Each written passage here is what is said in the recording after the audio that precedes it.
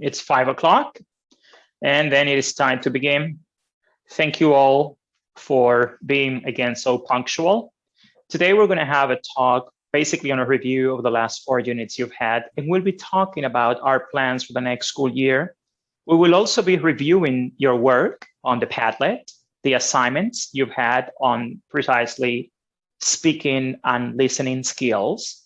And before we begin, I'd like to know how you are today, how you are doing. Have you finished all your assignments for the current school year? Have you presented all your work? You may unmute if you wish, so that you tell me a little about the end of the school year. Have you been able to complete the records for your students? How have you done it? Any comments on that? Hi, Teacher Juan. This is Sergio over here. Good afternoon. Sergio, tell me about the end of the school year. How have you been able to measure your students and report their progress? We are still working with that because there are students who haven't completed the projects from the workbook. So they have this week to complete it. Wait, I'm sorry to interrupt.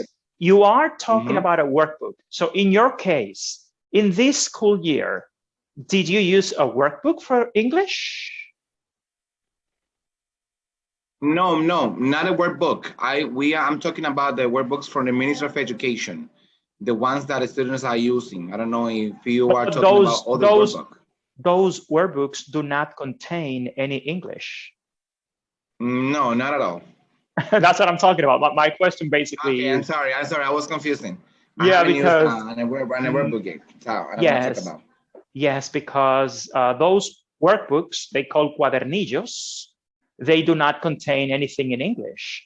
So my point is, by the end of the school year, I've seen a lot of talk about the closing of the school year and teachers rushing to complete their work. But my question is, how have you been able? Yes, just a minute. Let me finish my question, please. And then you'll be able to respond. My question is, how in this school year have you been able to measure your students' progress, your students' assignments? And how are you going to report the grades for English this year? I'd like to hear some opinions. Yes, go ahead, Eufemia. Let's begin with Eufemia, then Ariadne, then Wilfredo. Eufemia, Ariadne, Alfredo. First, those. Go ahead, Eufemia. Okay. Good afternoon, everyone. We had a workshop a few months ago about the workbook in English. It was talking about American English Teacher Guide. We were using that because the television was working with that book and we were using it. But what you're talking about is a website. American English is a website that was given to teachers in January. So my question is now, first of all, I know exactly what that is. I know what American English is. It's basically a website that actually refers to a guide. But my question is, have all your students have access to that website? Have they been able to complete all the work? No. I am a school director, and at the end of a school year, my teachers need to complete the record, what they call the register here. So my question is, how and what are you going to report this year? For example, from November to December when they started classes, and now all the way through July. My question is, how are you measuring your students' progress, and how are you going to report the grades this year? Let's listen to Hector Alvarez, see what he has to say about that. All right, good evening. First, I was recommended to teach them something about the pandemic because the curriculum didn't have anything in English. But then, for example, from February, they commanded us to teach them about the curriculum themes. So I record many videos and send them some videos, and they complete some exercises from Google Forms about some topics from the curriculum. For example, the simple present, the simple past, or something like this. So you created materials of your own. Exactly. That's what you did. Mm-hmm. Wow, interesting, because that's what you in particular did. Because my point is, whatever you did this year has to be based on prior knowledge. So what kind of prior knowledge did you base your materials on? Basically, what I want to know, because English is always taken for granted. I want to listen to Ariana Rojas, and I want to repeat, everybody listen to my question. Now, at the end of the school year, please, I'm gonna mute everybody before I go ahead. I would like to remind you to please always keep your microphones muted unless you're asked to do otherwise. Now, listen to my question. This is the end of the school year. We've had 9 months of class, English, supposedly English class. How are you going to report the grades from this year? Based on what knowledge? Because English teachers report on language competence. English teachers report on language development, not on completion of homework. We English teachers work on reading, writing, listening, and speaking. So my point is, how are you going to report what happened this year as a grade? I'm going to ask Ariadne Rojas, and then Janet Luperon, and then Elizabeth Campos, and then Evany Hernandez. In that order, please. Okay. Let's begin. Yes, this year has been a difficult year for public schools. I think so because I've seen, for example, my daughter taking English classes from the Dominico Americano. That's very different because they have the teacher there explaining things, talking, interacting, but in public schools, in my school, it's a little bit different because students don't have access to internet or maybe a cell phone. They can. So Ariadne, if that is the case, how are you going to report a grade on your students' progress? Based on homework, because I don't have anything more than that, than the work they have reported to me. But isn't that a contradiction to English language teaching? Because homework can only grade reading and writing. The only thing you can grade maybe in homework is 2 language skills. I mean, I understand that's the only thing you have, but the point I am raising is English language teaching is very different from mathematics, science, or any other subject.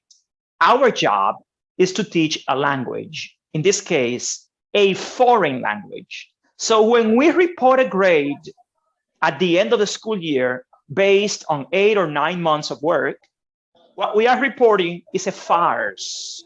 I'm going to say it again. What we are reporting is a farce, because it's not based on actual language development. It doesn't refer to any kind of language development. So my biggest question at this moment is, how are public school English teachers going to complete the register book and report that their students have progressed, when honestly there has been no progress? I mean, a language is not taught by pieces. You have reading, writing, listening, and speaking. So how are you going to report on all that if you only have some homework marked over WhatsApp or some homework marked over a website for those who could get a website? And the worst, you see that website, American English, is a farce. It is a farce because it is based on the wrong presumption that our students have any prior knowledge.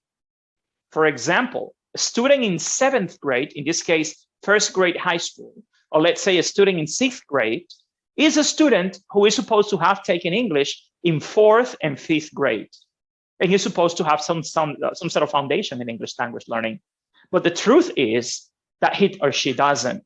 So my point again is, how are you honestly going to report a final grade this year? Elizabeth Campas.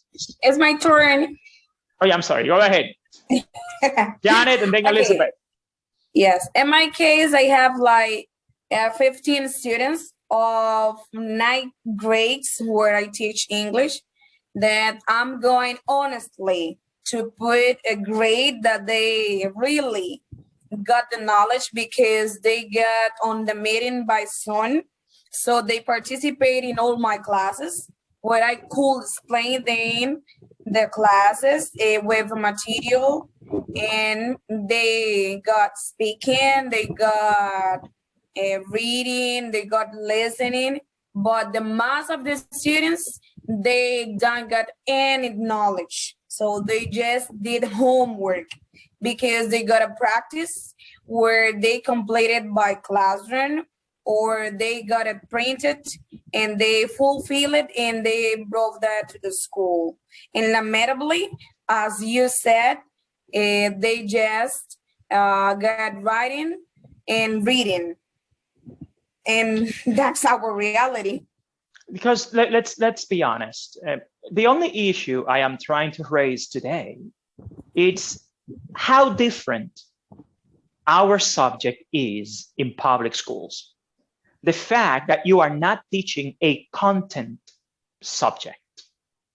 For example, you can teach mathematics on a distance learning model without much trouble. Basically, 2 competences, logical and mathematical reasoning. The only thing that mathematics requires is logical thinking and mathematical thinking. Nothing more. However, one more time, learning a foreign language, which is what you teach, requires the development of reading, writing, listening, and speaking skills. And in terms of language competencies, for example, here's an interesting book, Pragmatics. It's not what you say. It is about how you say it, when you say it, and who you say it to. For example, just one simple expression, how are you? How are you is not a question. How are you is a greeting. When you say, how are you? You're not expecting anyone to tell you, oh, I have a terrible backache, or I had a very bad night. How are you? Hey, how are you? It's a greeting. In terms of pragmatics, you're not asking anyone, how do you feel? Are you okay? Any trouble? So that's part of pragmatics in language. For example, how do you measure that? The other problem is that, again, until January, no one knew what was expected from English language teachers.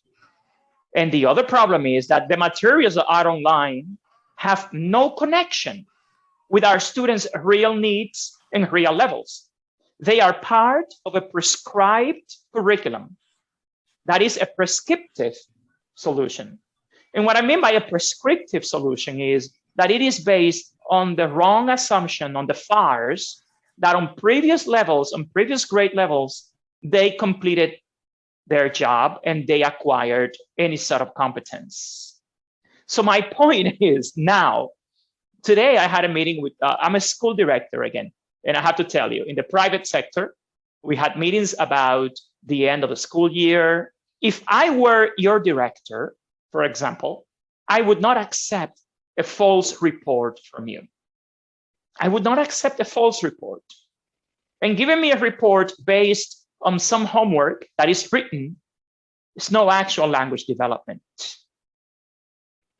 Then a teacher says that he had videos with his own explanations. The only problem with that is that it is a unilateral explanation. When you make a video as a teacher, as a podcast, and send it to your students, is unidirectional. It's only you. There's no feedback. there's no interaction. You're not getting any interaction. So you don't know, you may make a video, like a video of this class, but you don't know exactly how each and every one of your students are reacting to it. So my point is that we, honestly, this year, the area of English language teaching and learning was not the right thing. I mean, completing a grade at this moment is a farce. It's a false exercise because honestly, this year it didn't work. Well, we have people still contacting me to get the ID for today's class. That's incredible.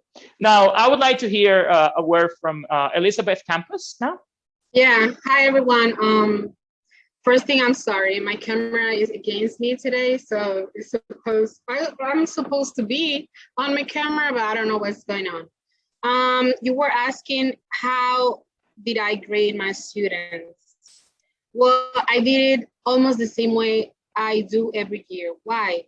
As soon as I realized that English was not included on the cuadernillos, I immediately went to talk to the principal of my school.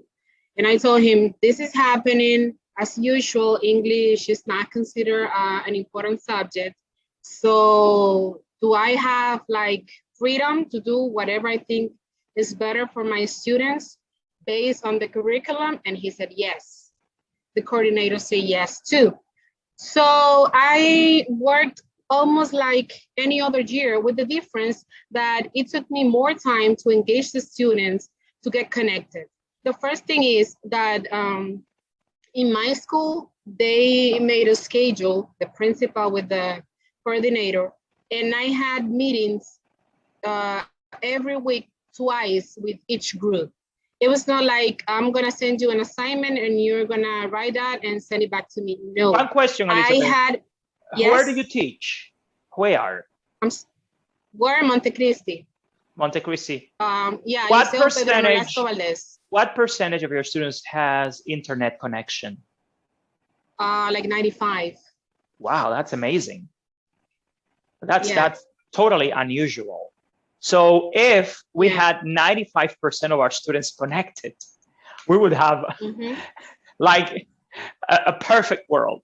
The only thing about Elizabeth's idea is pretty good because she was able first to do the most important, to get her students connected, because you may have your own curriculum, but if you have no connection, it's useless. Second, she was proactive. When she saw she had no attention, she created her own materials and she went ahead. And thirdly, she had her students back up and response. They were on board. But that is totally unusual in public schools. Yeah, I know. Because more than 70% of our students, first of all, have no connectivity. And what is the size of your classes, Elizabeth? I have between 20 and 23 students in each group. Wow, you see? I have 6 groups because I only teach second cycle of the high school. You see? 4th, 5th, and 6th grade. This is a great example. Elizabeth's is a totally unusual case. Elizabeth is the exception. Her class size is ideal. Her connectivity level is ideal too. Her students' engagement is also ideal. And the fact that she is proactive makes her an ideal teacher. However, again, that is not the reality of Dominican public schools in general. Moreover, because she had to do it herself.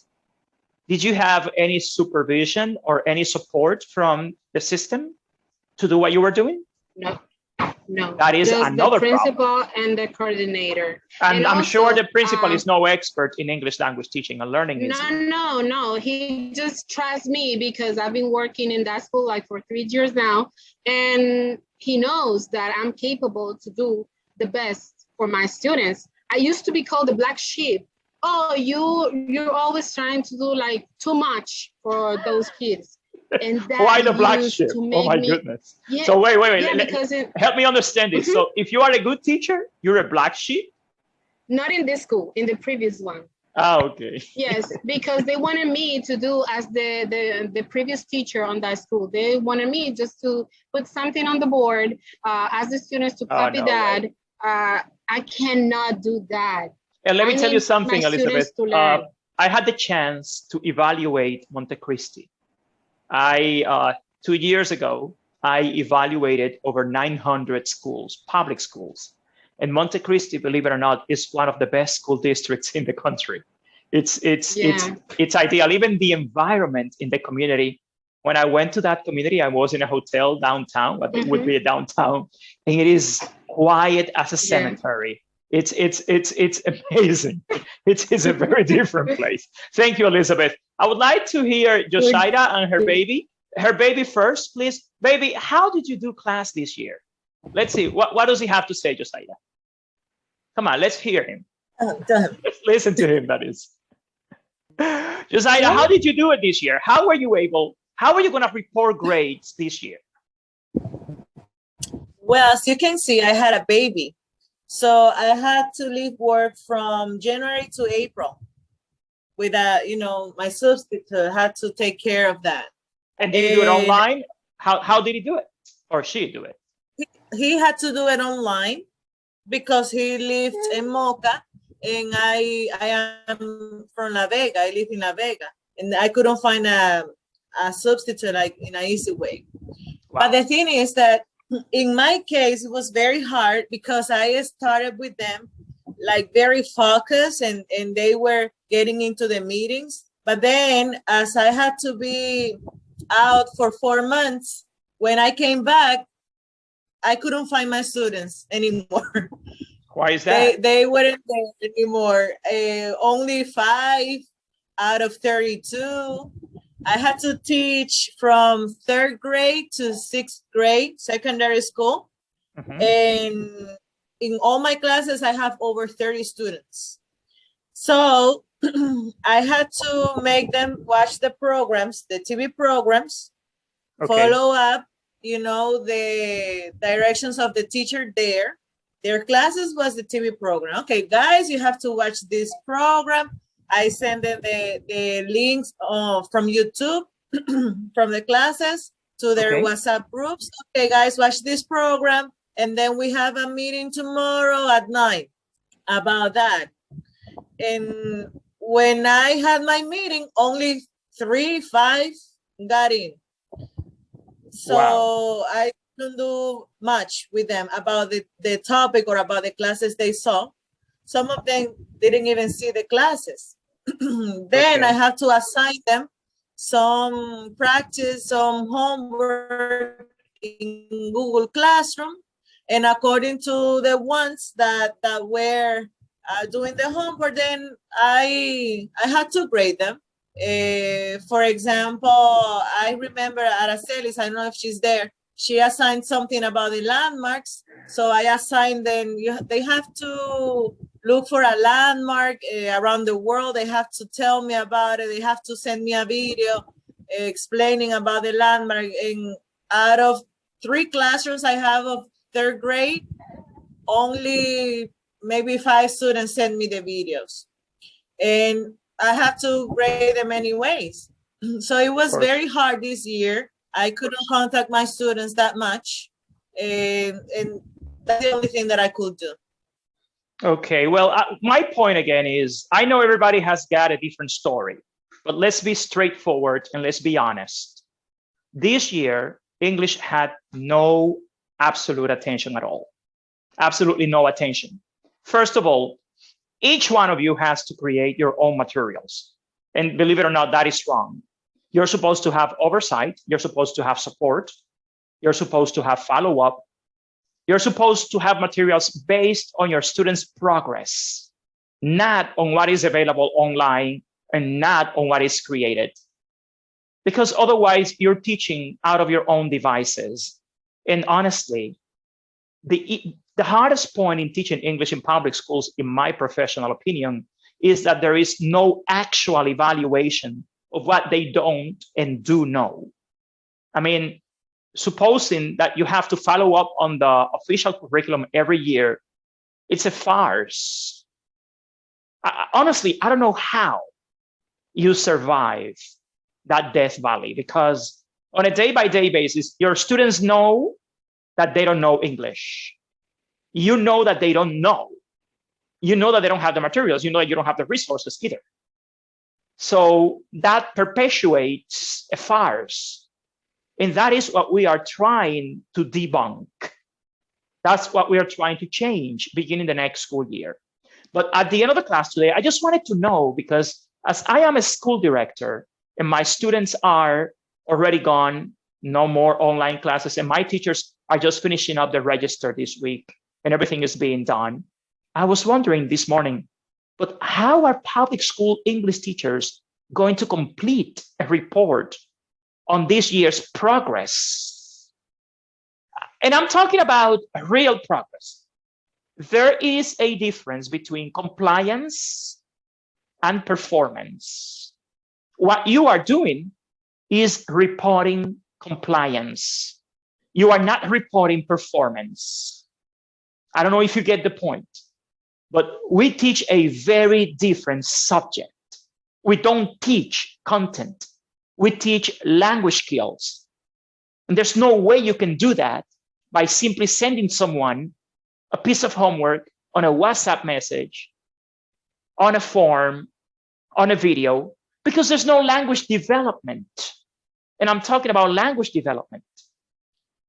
Someone says here in the chat, my students have had no interest in connecting. Well, again, here comes a very important factor: engagement, motivation. And that is very hard to do in a foreign language on a distance program if you have no support. And then they give you a website? Come on, who presumes that the majority of our students are going to connect to a website to do their homework? I'm sorry, Liliana? Yes? So again, my point is that we don't have to perpetuate this farce. My point is that the time has come to demand real attention and real interest, because I admire you. Honestly, how do you go to school every day? On a normal basis, I'm not talking about the pandemic. I'm not talking about the pandemic. I'm talking about presential schools. How do you go to a school where most students, because of the lack of material, because first of all, there is an issue with the lack of material. And I'm generalizing. I'm not talking about special schools. There are special schools, some polytechnics, I know, where they have materials, they have internet, they have networks, they have everything. But that is the 1%. I'm talking about the 99% of public schools in this country, where you as a teacher go to repeat after me, is what I call it. Teachers go to schools to repeat after me, to write something on the board. And then that's demoralizing, because that, on the one hand, demotivates students, and on the other hand, it demoralizes teachers, because all the other teachers know that your students are not learning your subject. You see the mathematics teacher, very proud as a peacock. You see the science teacher, the Spanish teacher, they're all very proud, my students. But everybody knows that students are not learning English. So for you as a professional in education, that must be a hard hit. That must be demoralizing, demotivating too. So we have to change that. Lisbeth, what do you have to say about that, Lisbeth Diaz, before we begin? Well, that's funny to me when you ask how do you go to school. Really funny to me. I was just laughing here in my house, because it's true. Like sometimes it's hard when you have this kind of students that most of them, they do not have the level, the right level in which what we have to teach. For example, maybe we have to choose certain topic that is not for their level, and there's only one single student that knows the topic that can understand really. So we have to speak Spanish. For example, in my case, that I come from an institute for a very long time ago, and I used to be academic director too. Sometimes it's really hard because you really want to teach, and when you see only one student like moving their head like, yeah, I do understand, and then you notice that that's the only one that can understand you in English, and then all the students are asking them, hey, what did you say? What did you say? It's a little bit complicated. I know. It's kind of hard. For me, honestly, people think that teaching is just presenting content. Teaching is an inspirational profession. And if you don't have the inspiration, and if you always go to school just to do the impossible, that drains your energy, and it drains your spirit, and it drains your motivation for professional development. And that is why I say that I admire you, because despite all those hurdles, you are here today, and you want to get better. You want to be a better professional. I know I've been to many countries in South America and Central America where English teachers just don't give a, and they simply say, I'm not going to do anything.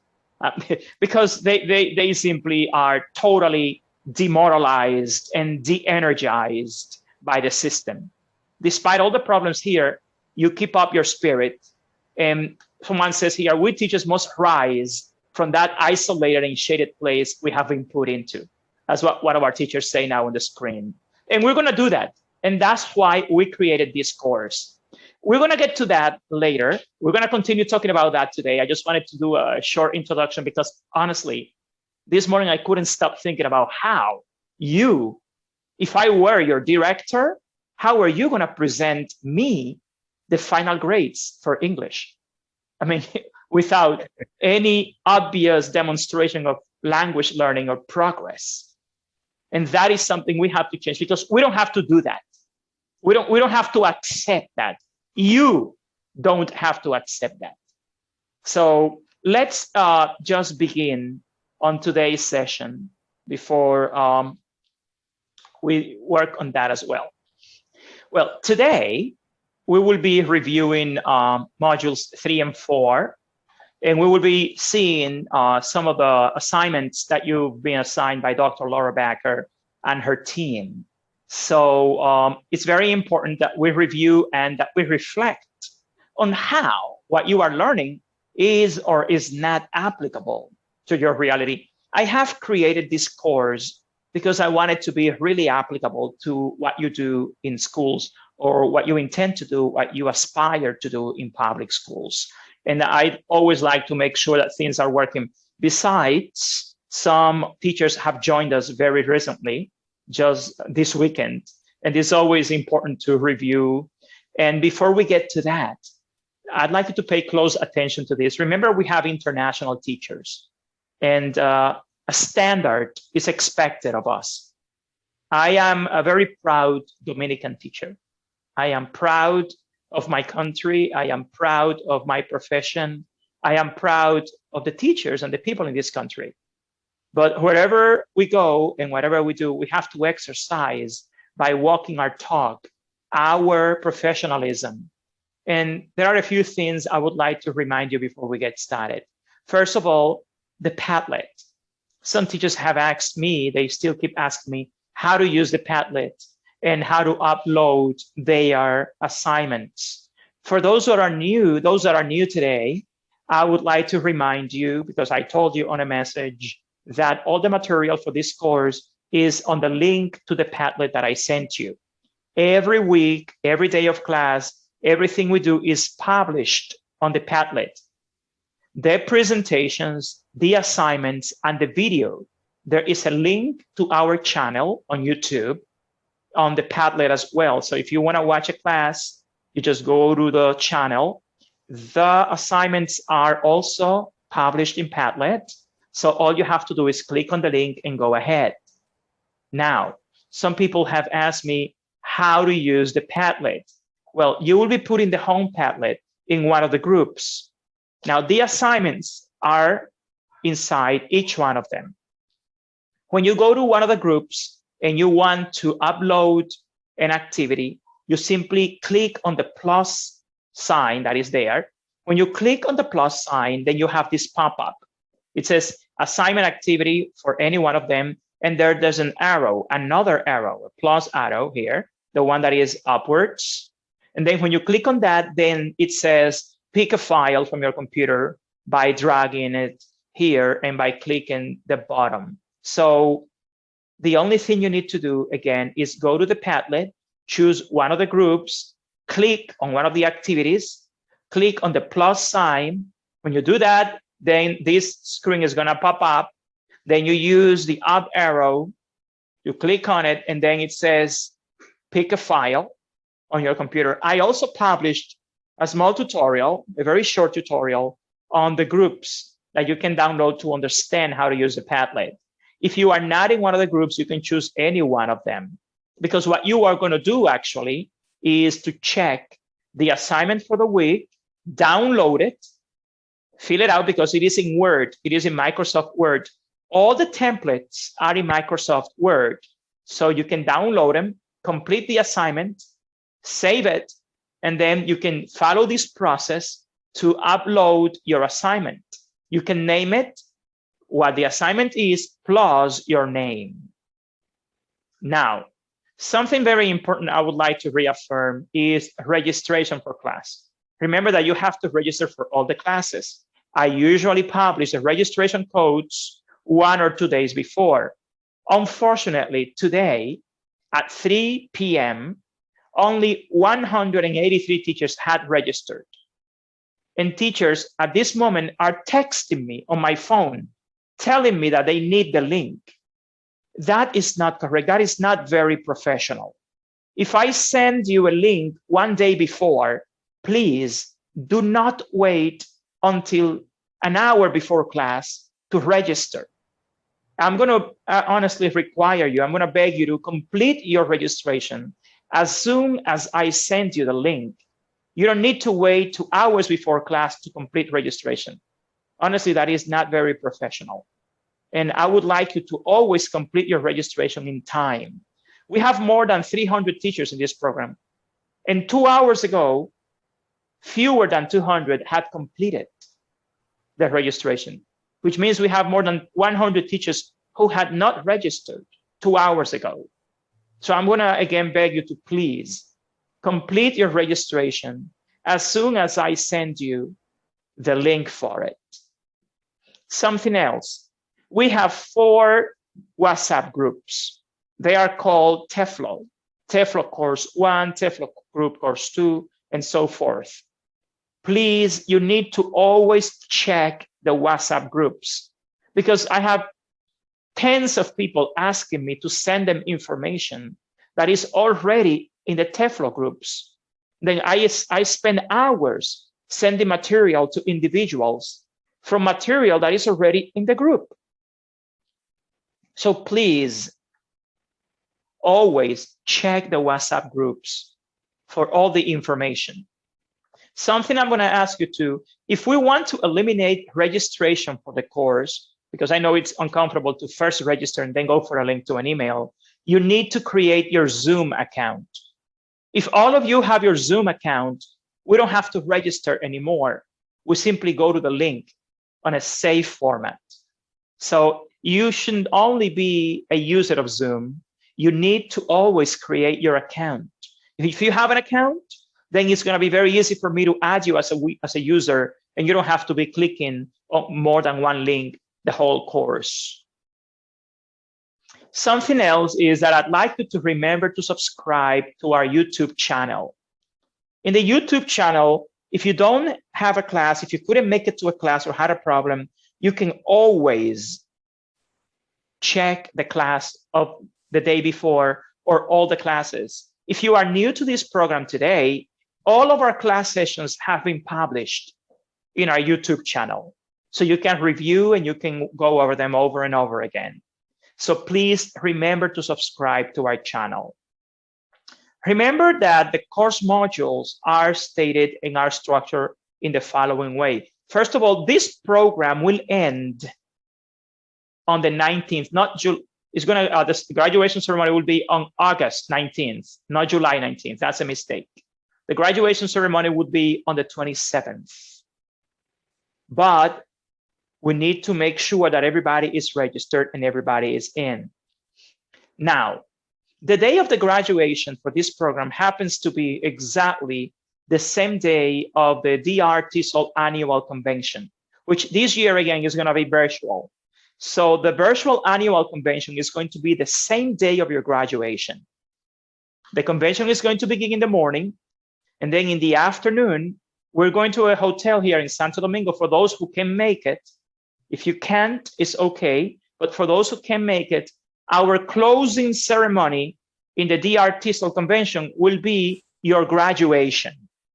So your graduation will be part of the event of Teaching English in a Blended Learning World annual convention from DR TESFLO.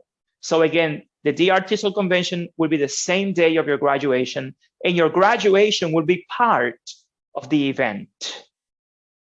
Now, before I go to the review, then I would like to ask if you have any comments, questions.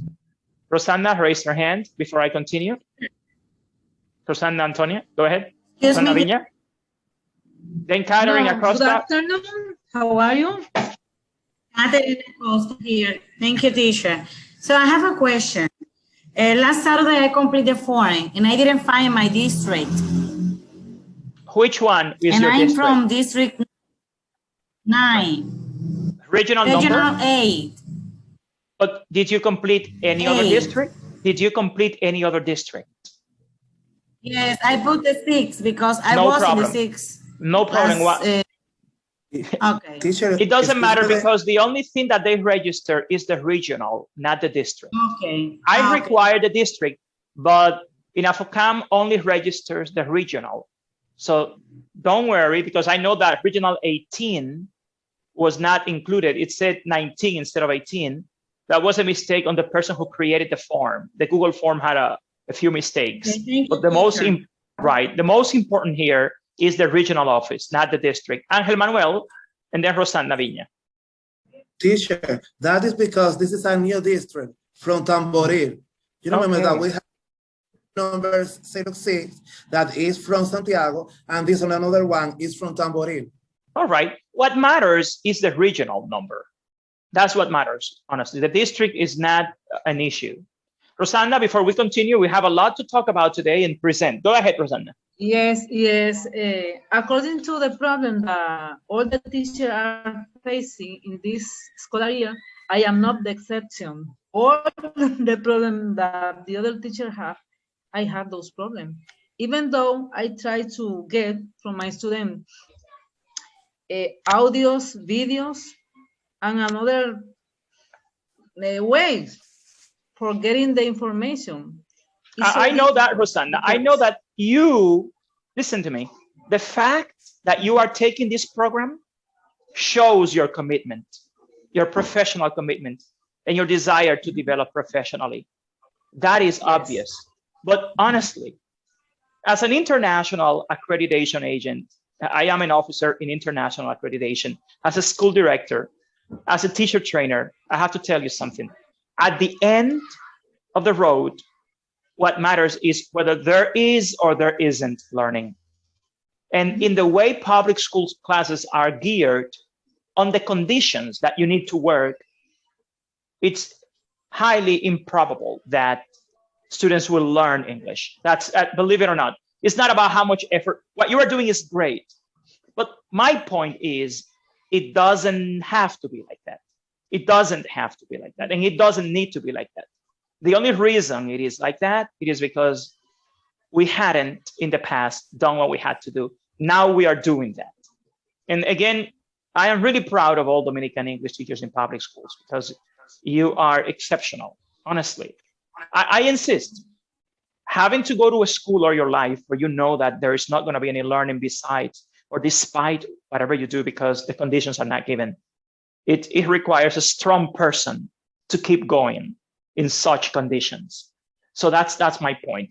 We'll have another chance for interchange. Now let's review a little before we move on. Now, in the last 2 modules, we've been working on listening skills and teaching pronunciation. And my intention is to always relate what it is you have taken with your reality and how we could possibly implement this. Now let's recap and contextualize. Recap, which is simply review what it is, but then we need to contextualize it. You see the picture of this little girl.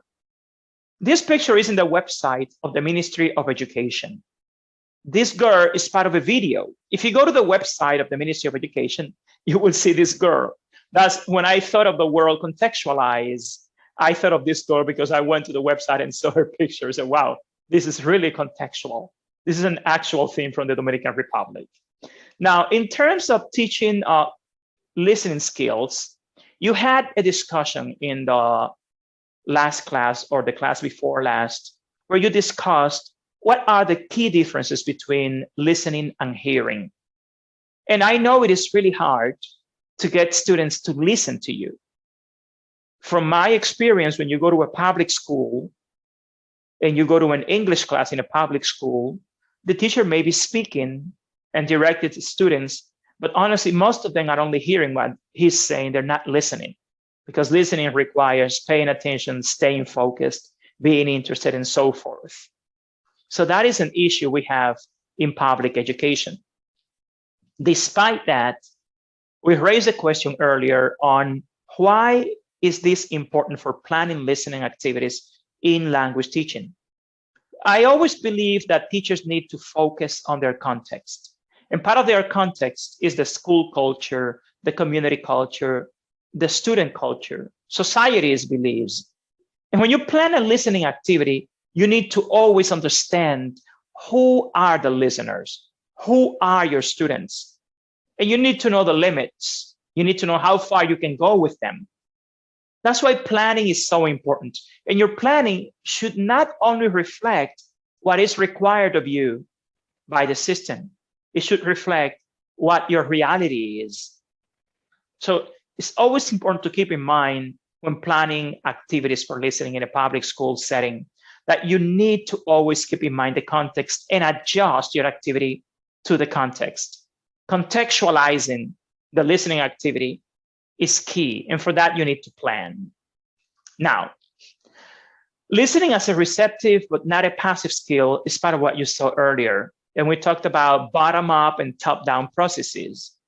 Now, this is a very important thing because sometimes teachers forget the idea of comprehensible input, that a teacher needs to be comprehensible. For me, even when talking to you, the way I speak when I teach is always like this because I am trying to make myself understood. I may speak English very differently when I'm out on the streets, when I travel, when I am in a US university or in the States, whatever. But if I am teaching, by default, I am always modeling my speech because I just want to be comprehensible. I want to be understood.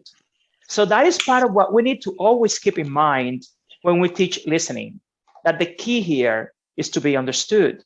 However, the input hypothesis states that learners progress in their knowledge of the language when they comprehend language input that is slightly more advanced at their current level. Some teachers spend the whole year on a repeat after me of numbers, colors, and things that students already know. So that is a mistake. Stephen Krashen called this level of input the I+1, where I is the learner's interlanguage, that is the level of language that they are developing now, where they are and how much they are progressing, and +1 is the next stage of language acquisition. If you have ever read Vygotsky's zone of proximal development, this is very similar to Vygotsky's zone of proximal development. Now, it's important to also understand bottom-up versus top-down approaches to listening. The bottom-up model emphasizes the decoding of smallest units, like when you're teaching phonics, that is phonemes and syllables to lead us towards meaning. In contrast, top-down model emphasizes the use of background knowledge to predict content, the language that your students already know. So the key here is to always keep in mind the level of language that you use when teaching listening. Listening comprehension must always be very careful and keep in mind the input hypothesis. If you play a new listening where 80% of the words are unknown to the students, it's going to be very hard for it to be productive. You have to always remember what level of English your students have, how much they are progressing, and what could be the zone of proximal development for your students. And that is very important because sometimes teachers, for example, play audio that is very advanced for their students or too simple. And then there is no progress in this way. Leveraging, gauging, calibrating the level of English in your listening skill practice is very important. And sometimes this is a big mistake. When you play audio for listening comprehension and when you speak, you have to level the language to your students' level of English. Of course, there's always a little more, and that's why the I+1 concept is here. But if you really want progress in listening comprehension, in comprehension skills when listening to something, you have to calibrate very careful the activities that you do. For example, some of you have told me now that you created your own material, that you created your own videos, that you created your own podcasts. Then my question is, did you do it in English or in Spanish? Those videos, those podcasts that you created, were they done at the right level of English? Were you speaking too fast? Was the language too complex for your students? What did you expect when you sent a video to your students? If you did it totally in English, what level of language did you actually use? Did you make sure that the language that you use in your audio was completely comprehensible for your students? How did you verify that it was understood, that it was comprehensible input? So this is very important. We don't simply play audio for practice. We play audio, we play listening for learning. And again, the key here is to carefully calibrate the level of language that you use in a listening exercise. For example, I saw some of the classes on television. If you notice, and I guess Arelis is one of our members, she's one of the teachers on television. One of the key things that I could notice was the speed. The speed at which she spoke was her natural speech for all the levels, for all the classes. You see, that's one of the things to keep in mind. When you present, are you presenting for comprehension? Are you presenting for simply identification of keywords? Is it bottom up? Is it top down? That's the kind of thing that we need to keep in mind when teaching, when we want to be understood. And in the end, people speak the way they listen. So we have to keep that in mind and be very careful. Our English may be very good. Some of us speak English very fast by nature, both in English and Spanish. However, when you are teaching, of course, you have to be authentic. You can't speak English like a robot because you want to be understood. No, that's not what I'm talking about. Your input must always be authentic. However, you have to calibrate your rhythm, stress, your speed, your intonation when you teach, because the idea is first to be comprehensible, to be understood, for your students to comprehend what you are saying. So this is something to keep in mind with regards to listening skills. Now, let's now review 5 principles for the design of listening tasks. The number 1 principle is build background knowledge. Schema building tasks should precede the listening. And this is also called pre-teaching. I always say, and I never stop repeating this, you don't begin teaching by teaching. You don't begin teaching by teaching. You begin by building rapport, by building background knowledge, by pre-teaching. So if you're teaching a listening task, you can't simply just give your students a set of words or an exercise in a paper or a book, and then turn on the radio and say, now listen and complete. No, you don't do that. You have to first build rapport is very important, and make sure that you build some background knowledge, and that, again, you make certain that the listening exercise you are presenting is at their level and it relates to their background knowledge, because otherwise it will not be useful. Set the purpose is another important thing. Learners should know exactly what they are listening for and why. when you are doing a listening task or any other task, after you make sure that the task is appropriate to your students' background knowledge, then you have to explain very carefully what is expected of the exercise. In this case, a task.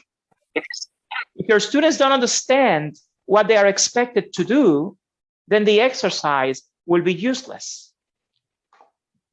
So my point is, if you are teaching listening tasks, there has to be a pre-listening activity, a while listening activity, and a post-listening. Pre-listening, while listening, and after listening or post-listening. And you as a teacher need to design, and today we will see how you did it because it's part of your assignment today. You need to design your listening activities on 3 stages. And you need to plan for what's going to happen before I play the listening, what's supposed to happen while I am playing the listening, and what's going to happen after I play the listening exercise. So it is a 3-stage task. Now, it's always important to start top down and then go bottom up. Both strategies for effective listening should be incorporated into the task by listening to a text several times. The first time you play audio is just honestly for getting your students focused. You should never require an answer to a listening exercise at first sight. That is, I always recommend to first play the listening exercise and let your students basically listen to it and make sure they focus and make sure your students are engaged. And then going over the exercise one more time. And then that's when you actually focus on getting an answer. Because otherwise, it's going to be very hard to get them focused, especially in public schools where your students are distracted and most of them uninterested. You have to also learn to diversify the listening inputs. That is, the materials should be based on a wide range of authentic texts, including a wide range of voices, especially at higher proficiency levels. There is an issue with today's English. Remember that today we teach English for international purposes. We teach English as a lingua franca. We teach English as an international language.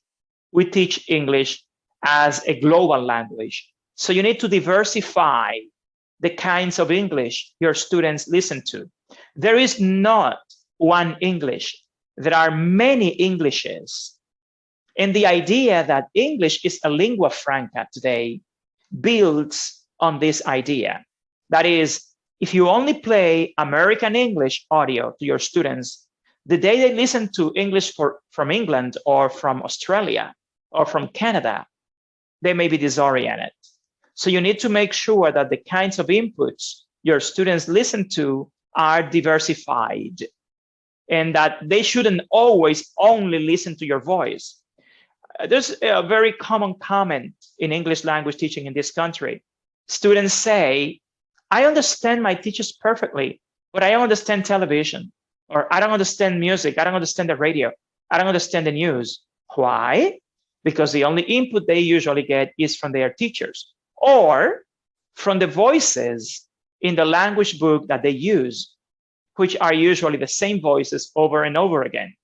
That's why it is important for you to diversify the listening inputs and get varied inputs from different kinds of Englishes from different parts of the world. But of course, you need to make sure that it is comprehensible, that it is material at their grade level.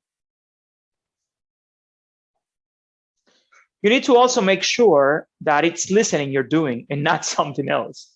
If students are hearing without a task to complete, it is not listening. And if they can see the text while listening, it is a reading activity, not a listening one. Some teachers make that mistake. They have a text either in the board or somewhere else, and then they play the audio of the same text. that is not a listening activity, that's a reading activity. And in order to avoid hearing and focus on listening, that is why you have to have a pre-listening, a while listening, and a post-listening activity to make sure you get your students on board and on the task. Otherwise, it is not a listening activity per se.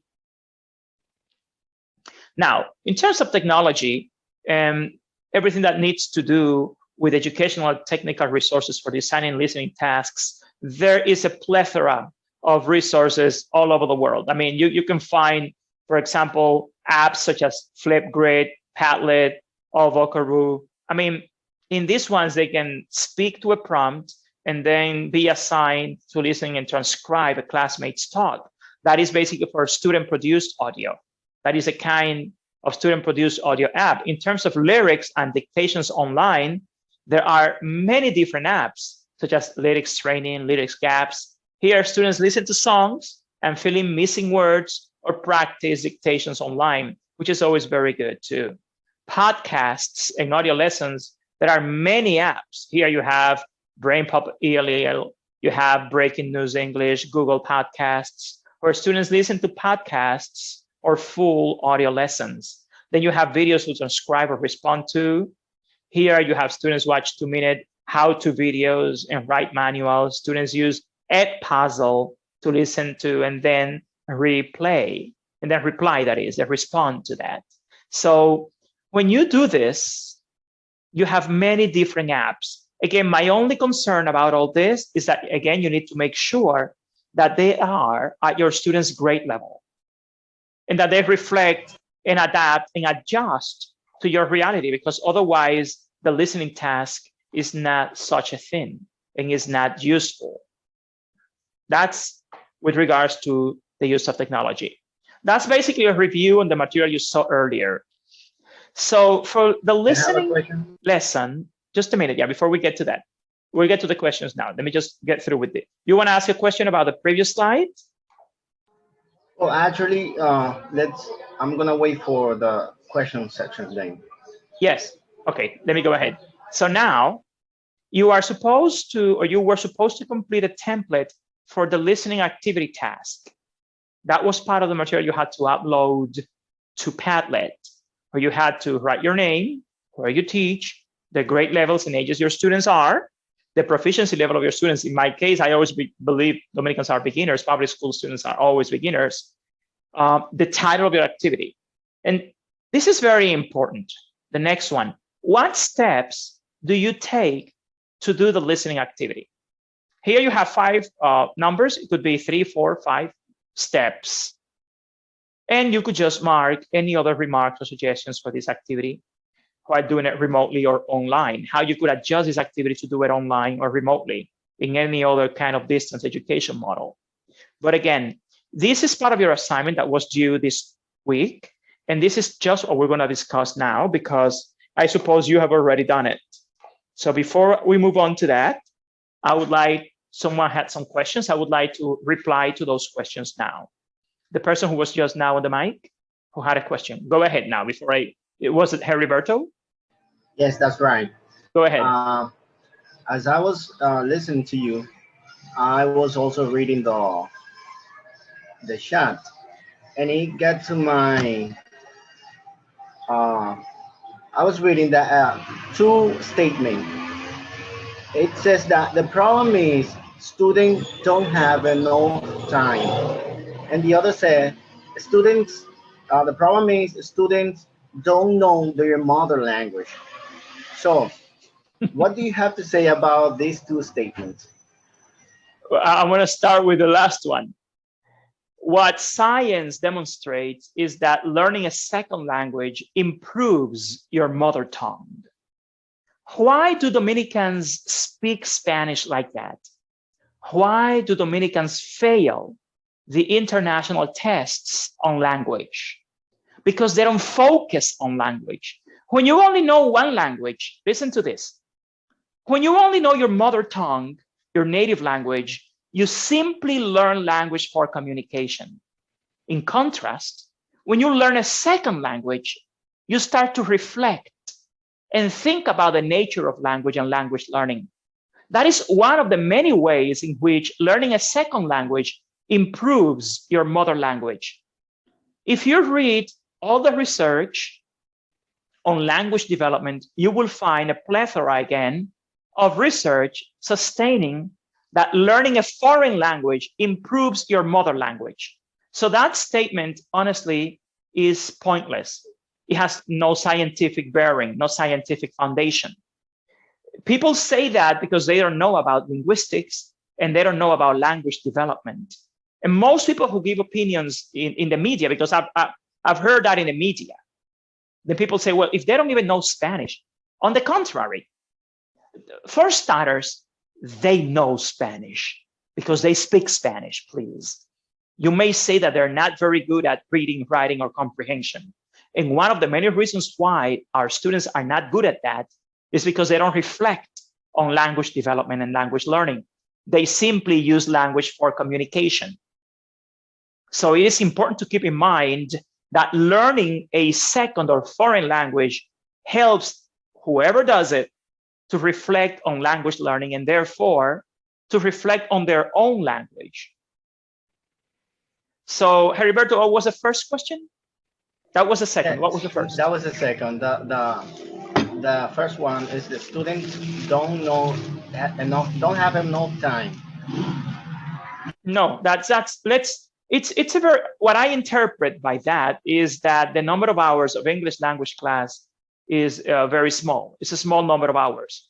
Our school curriculum only teaches 4 hours a week. However, keep in mind that this is an extensive model. The best way for a human brain to learn a second or foreign language is not on an intensive model, but on an extensive model. Now, do not confuse the number of class instruction hours, because those 4 hours are for instruction. But if you do it right, if you motivate your students well enough, your students will go home and want to listen to music or complete your work and watch movies and talk to friends and navigate the net. But that requires inspiration.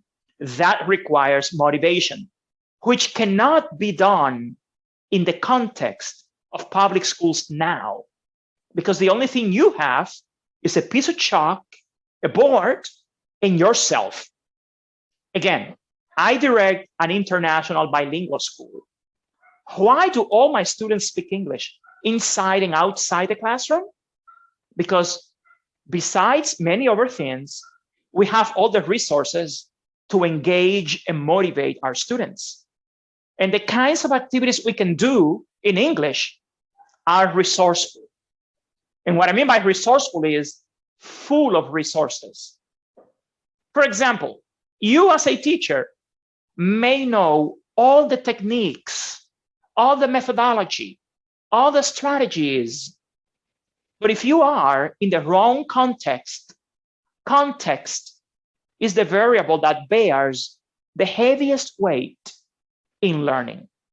And what I mean by this is that in a public school setting, the context is not conducive to learning.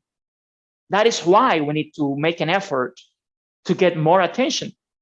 Lisbeth said earlier, I used to teach in an institute and everything was very well. And I used to do everything perfectly well. Well, you know what the difference was? It was not the student. It was a setting.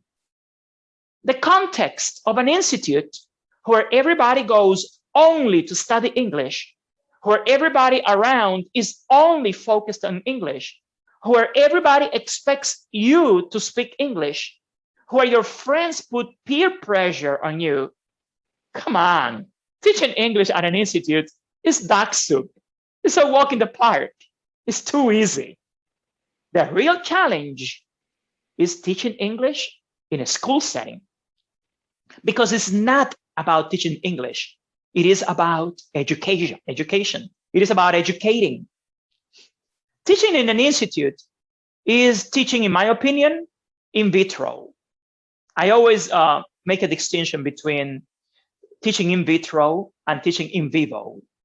Public school teaching is in vivo. Institutes are in vitro, honestly. It is a perfect environment. It's not the real world. It is ideal, perfect, well, but come on. Even in the institute, Hilda Amaro says you need to motivate them. And that is true. I've worked with Pearson Education for 23 years now in the United States, in the UK, in South America, in Central America. And Pearson Education has a slogan. Pearson Education says, great teachers inspire, great teachers motivate. However, in order to motivate, you need to have the tools. And the tools are not simply your body and your intent and your enthusiasm. No, that's just part of the equation. So again, students will be motivated to learn English. Is anyone here from Cotuí? Anybody here from Cotuí? If anybody here from Cotuí, please raise your hand or say a word. Anybody here from Cotuí? Yes.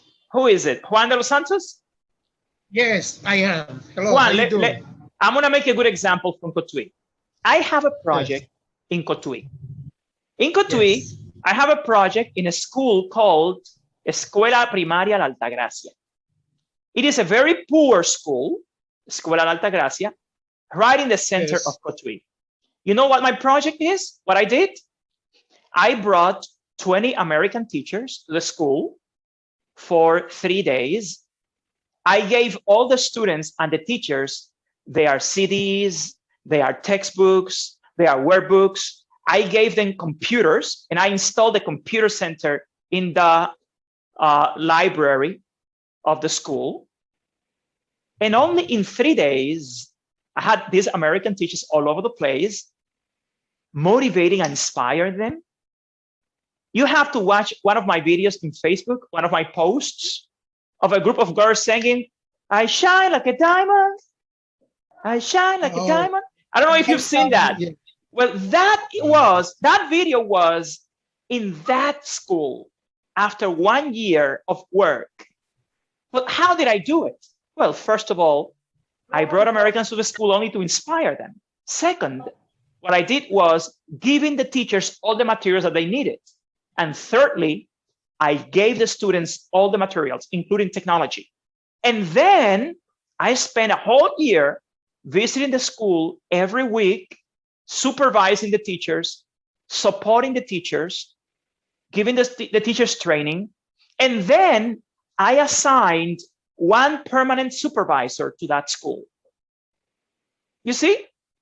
And those girls in a very poor school in Cotuí, and I don't mean that it's far from here because it is, but what I mean is that my point is, Juan de los Santos, that in one small... It's an example, yes, I understood. So I see the situation here in Dominican Republic, we teaching with our hands empty. I mean, we need those materials, those things to teach. Because and not only the materials, Juan, it's not just the materials, it's that, listen, I do international school accreditation. And when I go to the schools in Colombia, Venezuela, Panama, Mexico, Uruguay, I've traveled to all those countries to evaluate schools that want to be bilingual. And then I spend a whole week evaluating the teachers, evaluating the school, evaluating the families, and the learning and the teaching system. And one of the variables that I evaluate is a variable that is called learning expectations. What do I mean by that? I evaluate if the families, if the children, if the school, if the teachers expect their students to really learn English. If they don't expect to learn, the students don't expect to learn English in school. Parents don't expect their students to learn English in public schools. Parents know that nobody has ever learned English in the Dominican public school ever. So we have a problem. There are no learning expectations. Everybody knows that English is a simulation in public schools, that it is a farce. That's right. We have that against us. Because honestly, yes. Yes, that's why I bring that that statement because most of the time, all start with what the teacher has in mind. So we need to change our view of teaching English. I mean, we need to start by thinking that we can do it. I mean, absolutely. No. That Heriberto, yeah, you can do it, no doubt.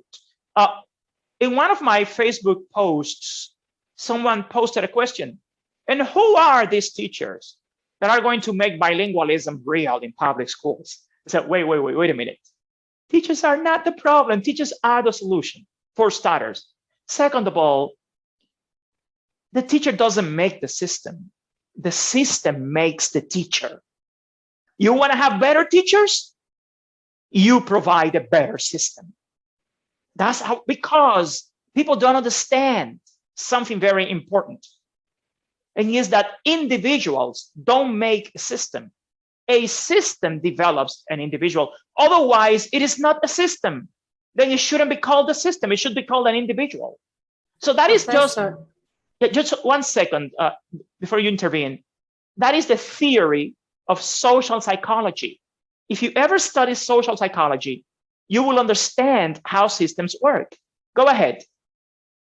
Okay, Professor, when you were talking about being the director and you said, oh, if I were your director, I have an upset false report. And I was thinking about, okay, maybe if you were my director, conditions were totally different.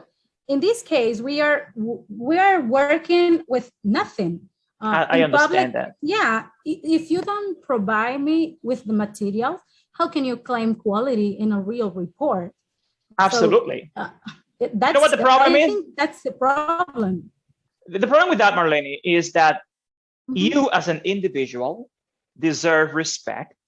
You as an individual studied a profession, not just to make a living or get a paycheck. Because let me tell you something. I've been in the field of education and English language teaching for 32 years. And I can tell you something, especially the ladies. Let me tell you, the ladies, school life destroys you. School life has the most incident in the burnout syndrome. I don't know if you know what the burnout syndrome is. School life destroys teachers physically and mentally. And if on top of that, emotionally, you don't even enjoy it because you don't feel you're getting anywhere, you'll be destroyed, and no paycheck, no money is going to pay for that. It's going to buy that. So the point I'm trying to make is that your job, it's part of your life. And your life is now. Every day you go to school is a piece of your life that is going through, that is gone. So that is why my insisting on the fact that English language classes in public schools need to be real. It's not only because of the students, it's because of the teachers too. Because if you read the research that I have read, let me tell you something. Teachers spend 60% of their waking lives in school. You know what that means? When you're sleeping, you're not living, you're sleeping. And if you spend 60% of your life in school, in a mediocre, non-productive environment, then your life is mediocre and non-productive. The point I'm driving at is like, Maciel, I'm not preaching. Maciel says, it seems like you're preaching to us. What do you mean, Maciel? What I'm telling you is what I have lived in 32 years of experience. Professor, excuse me. Everything you're telling us is just like you're reading our whole lives. Talking about the burnout syndrome, it's awesome to me because I always tell to my supervisor, we are burned out. Everyone is burned out here. We don't want to work. We are dismotivated, etc. No, and Maciel, let me tell you, it's not you. It's not Maciel who is saying it. It's educational research. I'm a researcher, and most of my declarations in public and when I go to TV programs and interviews, I don't like to make things up. I do a lot of research. And when I say that, it's because I have extensive research on the burnout syndrome in teachers, especially female teachers, because going to a public school in this country is de-energizing. You have divorce, you have frustration, you have depression because of public school life, believe it or not. And that's what research shows. It's not Juan Valdez's invention. So what I'm trying to state today is the fact that we need to make a difference. We need to make a change. We cannot. About that. Yes, sir. It's Tinio here. Can I? Tinio, go ahead. Yeah, go ahead, Tinio. Go ahead. I have a lot more to present in PowerPoint, but this is getting very interesting because I love to hear from you. I'm just to listen to you. I know. Look at Gilberto, Lisbeth, and everybody else on your screen. If you can have a look at everybody on screen, you will see that you are speaking our minds. And that's the point. Our minds are, look at everybody's faces. They are like they're not zombies. The point is, you're so right. It is impossible to deny it. And so you can see the reflection on our faces and everybody's just nodding like, yeah, you're so right. So you're swinging us on the truth. And so that's reality. I heard. No, it's true. And I can tell you, Glenny Alves says that private school life kills teachers. I don't think so, because, I mean, it depends, because what private school you go to. Because again, one of the things that we need to build in a school environment, and I'm talking now as a school director, you need to build a sound environment, what is called a collegial spirit. You need to build a collegial spirit in public schools too, because we need to be a team. School is a family. School staff is supposed to be a family. We are the models of society, and we are supposed to walk our talk. But again, my point is, again, that things don't have to be this way. And this is going to change in as much as we make an effort to continue united and improving what we are doing.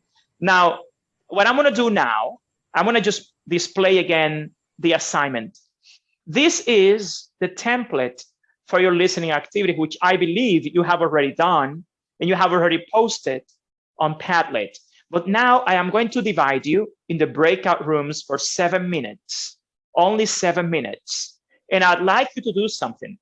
I'd like you to take your template with your activity and share it with the teachers in your group. Something I would like to say, please, remember this is an online environment. If 5 or 10 of you are in a group or 20, try to do things in an orderly manner. When one is talking, please, the others wait and remain silent while the other is presenting or discussing. And when one, for example, presents this, and this is my activity, someone else can reply, oh, I guess this is, ask. What I'd like you to do is to give your opinion on your classmates' templates activity for listening. I'm going to divide you in the breakout rooms. And what I'd like you to do now is to, again, find what you have. You're supposed to have now your template, right? All of you are supposed to have done it. All right, now let me explain you how I'm going to divide you. Before I create the breakout rooms, because I need you to do it in an orderly manner, before I noticed that not everybody was connected. I don't understand on the breakout rooms. But let me explain you how the breakout rooms are going to work. There are 8 breakout rooms. Breakout room number 1 is for the teachers from regionals 1, 2, and 3. If you are a teacher from regionals 1, 2, and 3, you will go to breakout room number 1. Breakout room number 2 is for the teachers from regionals 4 and 5. Breakout room number 3 for the teachers from regionals 6 and 7. Breakout room number 4 for the teachers from regionals number 8 and 9. Breakout room number 5 for the teachers from regionals 11 and 12. Breakout room number 6 for the teachers from regionals 13 and 14. Breakout room number 7 for the teachers from regionals 15 and 16. And breakout room number 8 for the teachers from regionals 10, 17, and 18. I repeat, 10, 17, and 18 are supposed to be in breakout room number 8. Again, the idea is that you discuss the template on your listening activity and discuss it with your classmates, okay? I'm gonna let you choose your own breakout room, and now they're open, you can go to your breakout room, depending on the regional you are from. Enter your breakout room now. Go ahead, choose your breakout room now.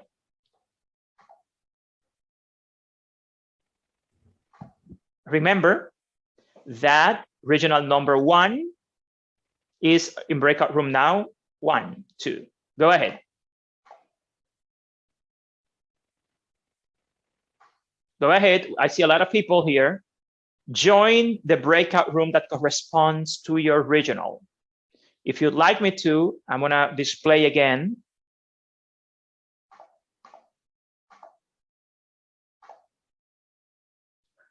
I'm gonna display it again.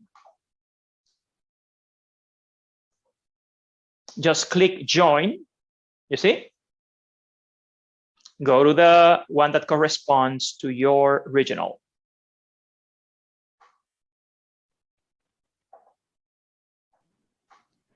Mr. Brown. Yes, any question? How do I get there? Because I only hear breakout room number 1. Yes, just click. Are you using a computer or a cell phone? Computer. Then go to the bottom of your screen and click on the 4 squares. At the bottom of your screen, at the bottom. Oh, yeah, okay, section groups. Yeah, that's breakout rooms. There you can just do it. I need everybody to join their rooms. Check the one that corresponds to your regional, please. Go ahead, everybody. Yes? I can see it. I couldn't find it. I can see that. If you are using a computer, at the bottom of your screen, you can click on the 4 dots where it says more. It says more. There are 4 dots or 4 squares at the bottom of your screen on the taskbar. You click where it says more. You click more, and there you can find the breakout rooms. And then you click join to the one you belong to. I can see the number 8. Number 8 is just scroll down. You have to scroll down on your screen. If you don't see the number, if you don't see it, join anyone. If you can't find your room, just choose anyone.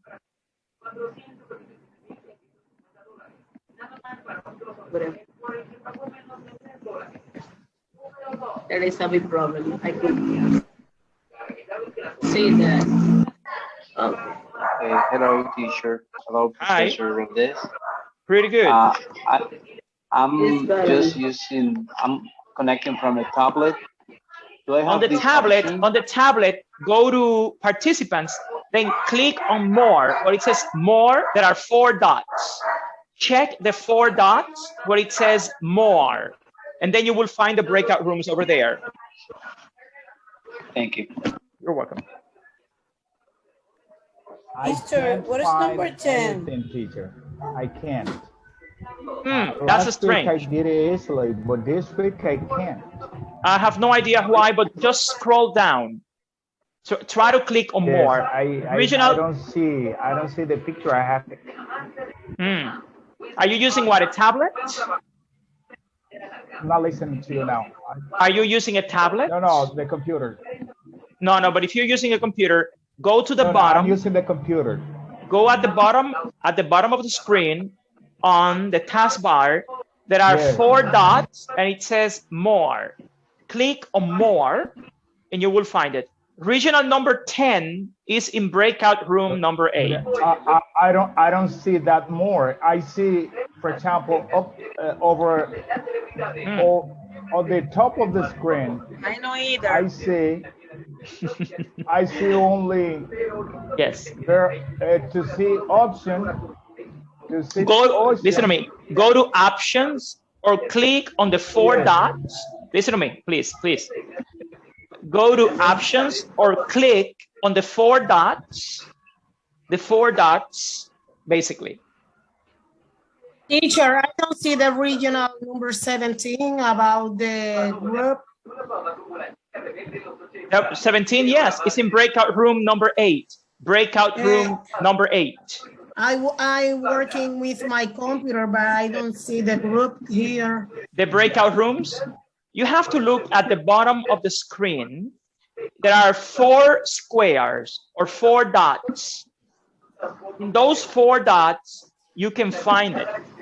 Let me see. Let me see if I can. Help you. Yeah, it's one that has 4 dots. Yes. Right there, you can find them there. In the 4. I don't see, okay. You got it? Okay. I don't see those 4 dots. I don't see the dots. Let me see something. Let me see if I can share this. I can see the group. I can see the number of regional 1. Choose anyone. Choose, if you see one of the rooms, enter any room. Enter any room if you can see them. But now listen to me, please. Listen to me now, please. At the bottom of the screen, there are 4 squares or 4 dots. And you click on the 4 dots at the bottom of the screen, and then you will see the breakout rooms, the option breakout rooms. Or click on the 3 dots where it says more at the bottom. If you are using a computer, if you're using a tablet or a cell phone, you have to click on the screen and see options. So Mari, are you having any trouble to join the breakout rooms? I can't find it. At the bottom, at the bottom of the screen. I can see here participants, chat, share screen, record, and reactions. No more, no options? No, only wow. stop the video. Because we have this icon. That's why I told you that. No more than action. Something I'm gonna recommend. Okay, Wendy, I got it. Now, university class now. But again, I don't have. my point again is that we have to download the right version of Zoom. Excuse me. The right version of Zoom. Teacher, because professor, yes. Now the session, teacher. Yes. Now the session groups appear. Ludi, go ahead. What was that?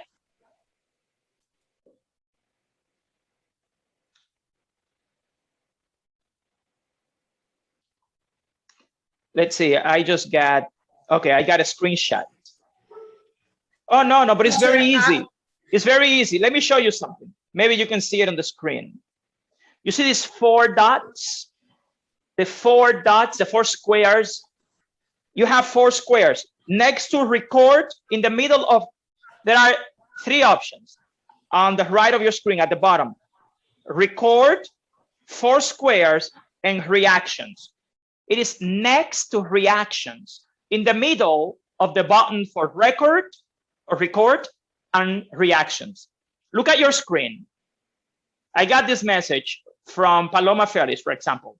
Paloma, at the bottom of the screen, it says share screen, record. Then there are 4 squares. That's when you click. The button is between reactions and record. Click the 4 squares, the 4 windows, the 4 small windows in the middle of record and reactions. You see it says record and it says reactions. Then you click on the 4 squares. Now, it's okay. If you can enter, then you and I are going to talk. Please turn on your microphones. Sumari, Or Paloma, can you explain me your listening activity? Yes, I'm here. I'm here. First Sumari and then yes, Paloma. I can explain it. Okay, first Sumari and then Paloma. Go ahead. Okay, one of the activities that I listened to, you said that with the listening and pronunciation? No, listening, basically listening. Listening, I prepare with a student, I play bingo. For example, depending on level. Okay. Some of them with the vocabulary, and other can be with a simple present and the simple past. I prepare a bingo, so the student draw a bingo with nice square, and a square with nice square inside. So I wrote the vocabulary on the board, and they select 9 words, and I choose all the new words in a piece of paper and I put in a bag. So I take one, I say, for example, the verb fly, the word invite, if you have it as a student, so you cross and you put a point. If you get in one line, in the horizontal line or the vertical line on a brush, you say bingo. So later you pronounce the new words, and you need to tell me what is the simple past of that verb. And after that, I'm looking for the pronunciation in Cambridge Dictionary Online, and I'm played, and they will listen to, and they repeat it. And after they repeat it, they need to tell me an example with the new words of the verb in past.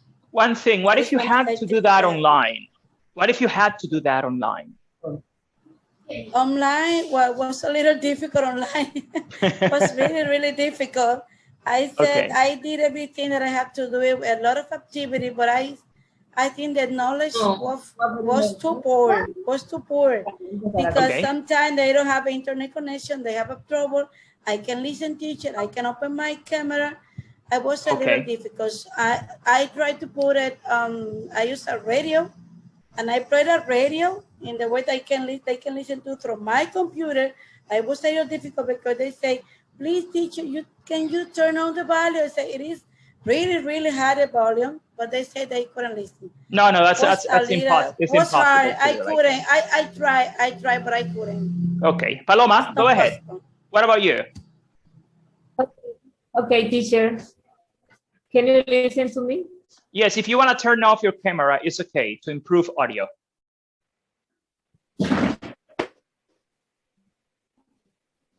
Okay, where is my... Okay, now tell me. Ready?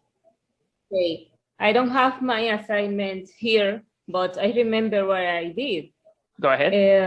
It's basically the teacher gives to the student the vocabulary from a song first, and later the students are going to hear a song very careful. They're gonna hear or listen, Paloma. Hear a song or listen to a song? Listen to a song. Okay, that's better. Okay, and later they are going.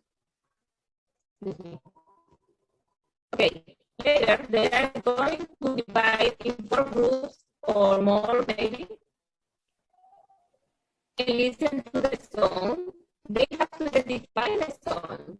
What words they recognize from the vocabulary. Later, Paloma, excuse me, Paloma, we have a problem with your audio. It's not very clear. The microphone is not clear. What I can understand is that you're going to be using a song, which is okay, and students would have to identify words or parts of a song. I see that Eugenio is sweating. It seems to be very hot where Eugenio is.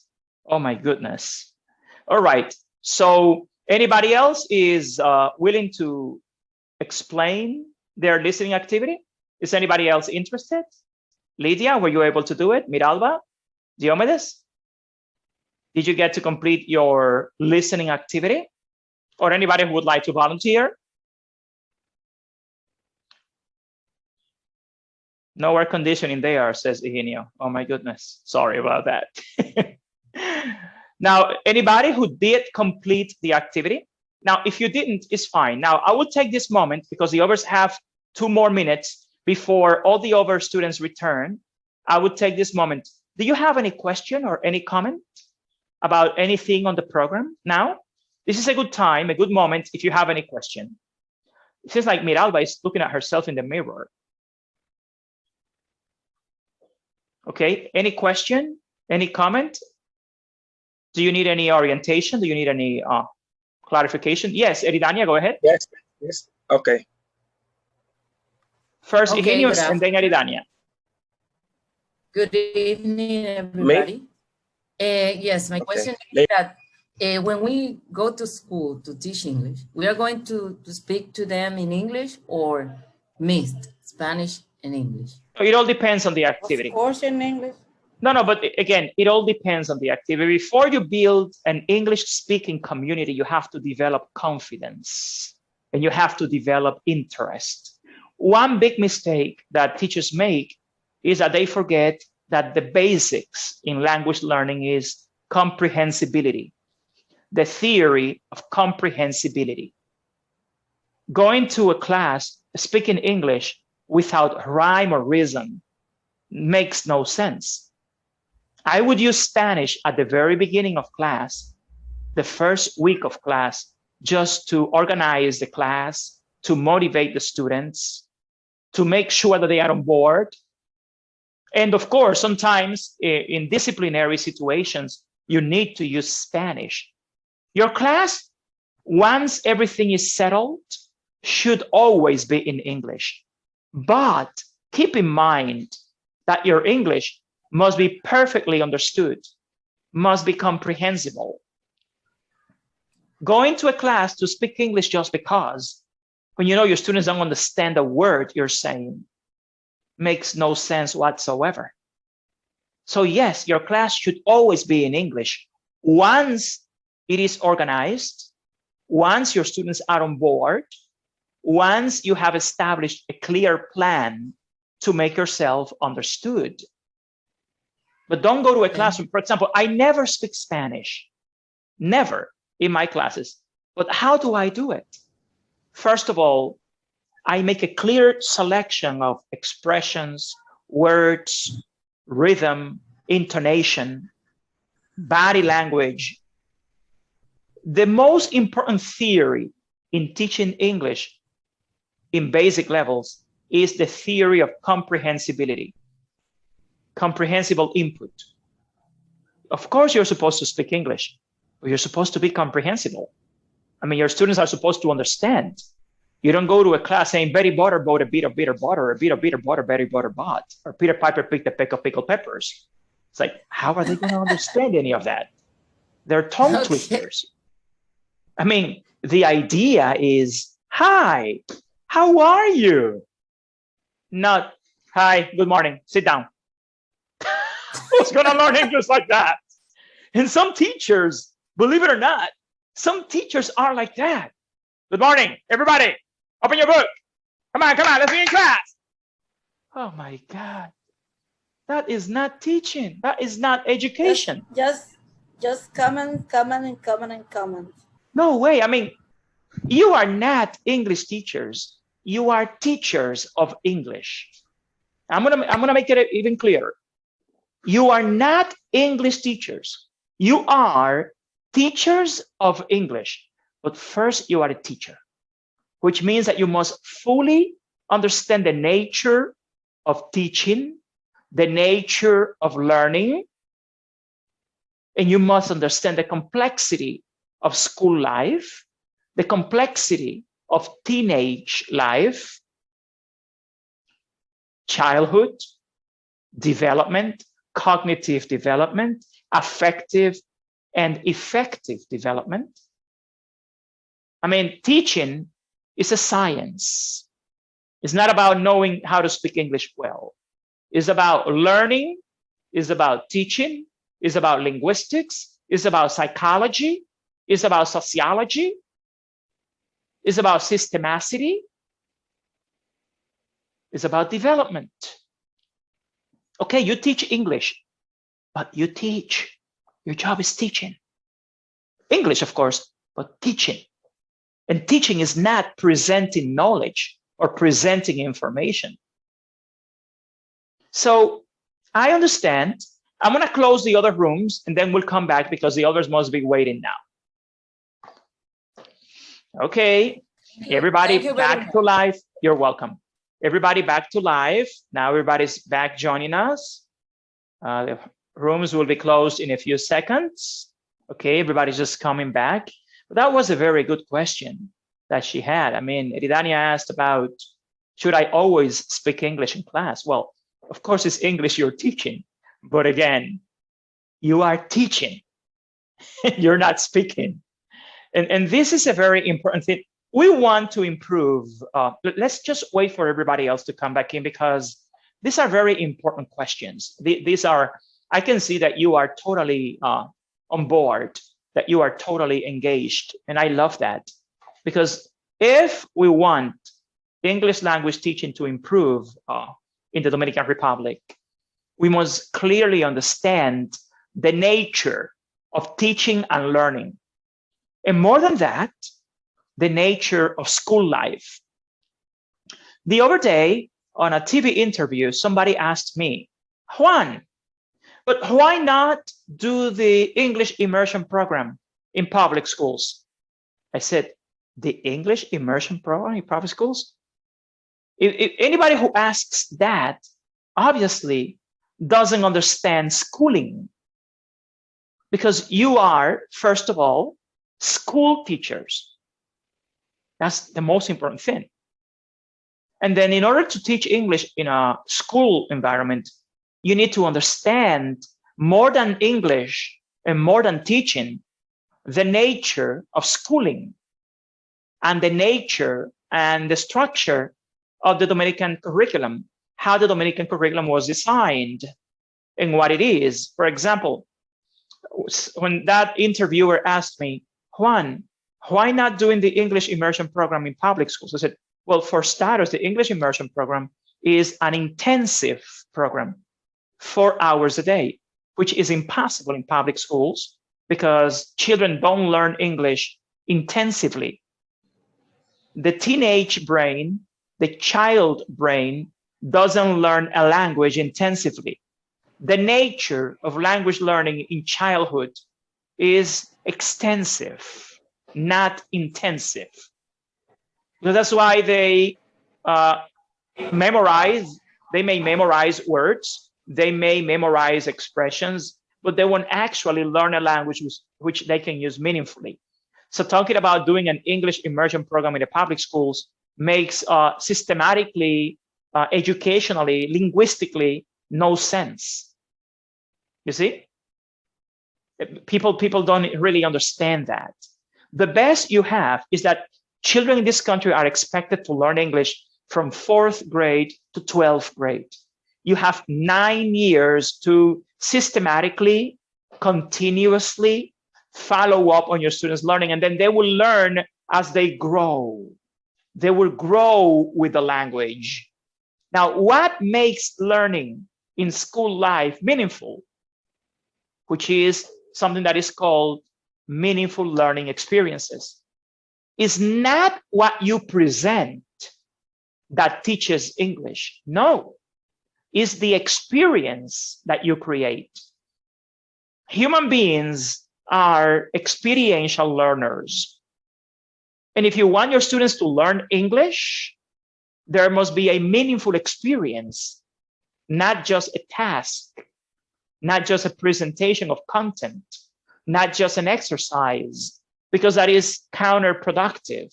And it is counterintuitive to language learning as well. So we need to, if we want to make a change in English language teaching and learning in public education, first, we have to change the nature of school English classes. You have to become experiential teachers. And there must be projects, a lot of project-based learning, massive input.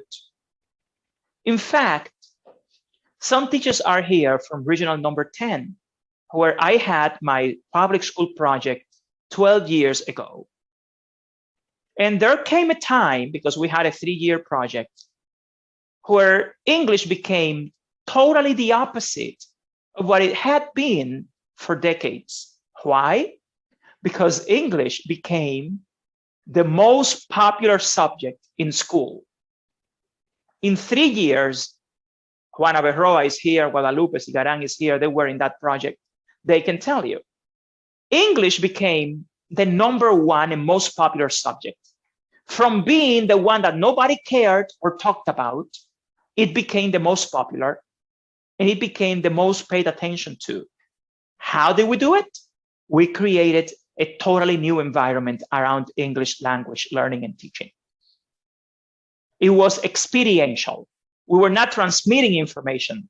We were creating learning experiences, from plays to competitions, to movies, to videos, everything. We even had a radio program, a live radio program all week. We went to Teatro Nacional, the National Theater, to present a big show with the students. That was from 2008 to 2012. That was 12 years ago. Somebody's asking in the chat. But my point again is, all this knowledge that I have, you were asking, how do you know all that about our teaching? Well, remember, if you don't know that, I've been working with public schools for the last 13 years. At this moment, I have many public schools in projects with me. And that's where all my research comes from. I have a proposal for this country. I have a solution because I have dedicated the last 13 years to understand and try to find a solution to the problem of non-learning English in public schools. But before we get to that, we have a lot to do. I mean, we are getting carried away. Let me just, I know that you had some time to share, but now let's move on. In conclusion, some final recap from listening session. First of all, remember, listening skills are active, not passive skills. Whatever exercise you present for teaching listening must be an active journey, must be an active experience. Number 2, listening skill-focused activities should be planned with great frequency to mirror the use of listening in real life. Because otherwise your students will say, well, I understand my teacher perfectly, but I don't understand television, I don't understand the radio. Number 3, listening skills activities can be planned to develop bottom-up and top-down skills or be integrated. And number 4, listening materials are in abundance online, from podcasts to songs, videos, and also student-made audio that can be a speaking and listening activity. All that you could possibly use, it all depends on you. But you have to understand these basic conclusions. Now, I told you earlier, before we continue, we're gonna watch an inspirational video on how schools kill creativity. Precisely so that you don't do that. You don't kill creativity. Before I get to that, I have 3 questions that I'm gonna answer to. Somebody has raised their hands. I will answer to that. Remember I told you earlier, the problem of English language teaching and learning is not English in public schools. The problem is schooling, how the system works. My favorite author in education in the last 10 years has been Dr. Ken Robinson. Ken Robinson died last year. He passed away last year, unfortunately. But Ken Robinson, in my opinion, is one of the best authors. And for me, he was the best educator in the world in the last decade. Unfortunately, he died last year, but he has great books like The Element. And for me, his best book is called Creative Schools. Must be down here somewhere. But you have to watch this talk. This person is one of the best, or was, because he died last year. He was one of the best teachers in the world. And I would like you to watch this video and try to understand.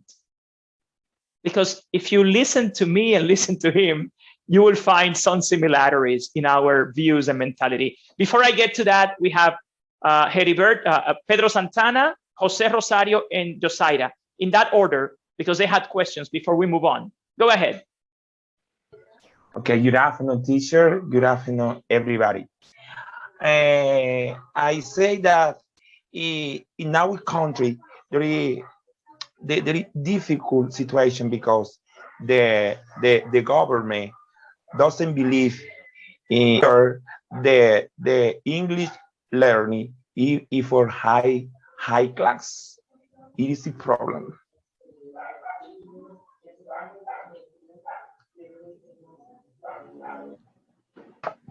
We don't have to accept that, Pedro. We may say, I don't think it is the government per se, because English was introduced in the school curriculum in 1961. We've had many governments since 1961. We have a problem in this country, and it is the people who direct education in this country. Many interest groups. I can tell you, I direct a rich bilingual school, and most people who have this status don't believe that it is possible to learn English in public schools, which is totally wrong. And because also we don't have a clear vision in this country, the leaders in Dominican education don't have a clear vision of what it is possible and what is not possible. But I can tell you that the time has come. Let us not focus on the past. Let us focus on what we are going to do now, because the time has come to do it, and we are going to make it. So yes, correct. We know what the problem is. Now we are focusing on the solution. Jose Rosario, go ahead. We don't have much time, but go ahead, Jose. Well, I think that you have said it all. But anyway, I think that we teachers, we need to think, to trust ourselves.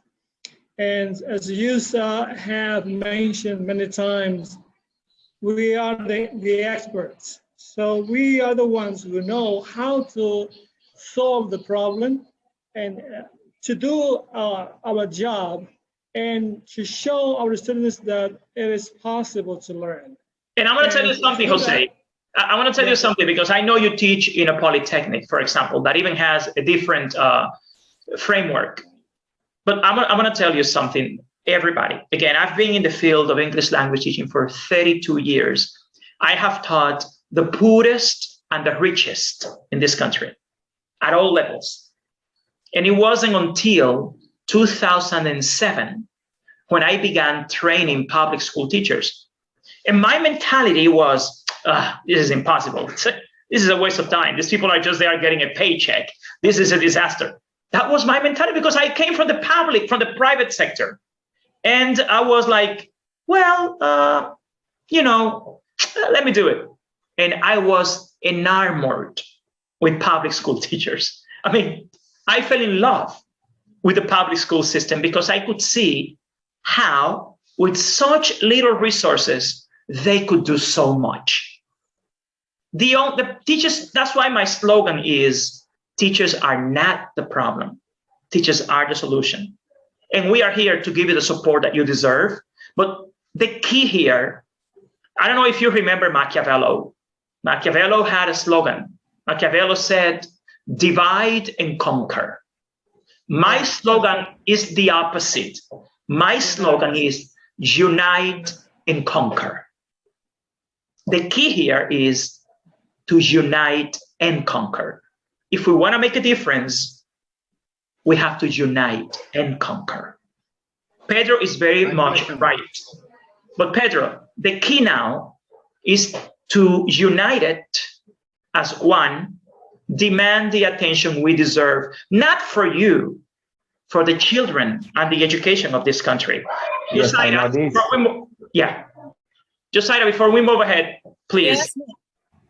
Thank you for the chance of asking this question. I have to actually, before you started with the pre-gap, I want to know if we are invited to the Convention of English Teachers, and also if there's a dress code.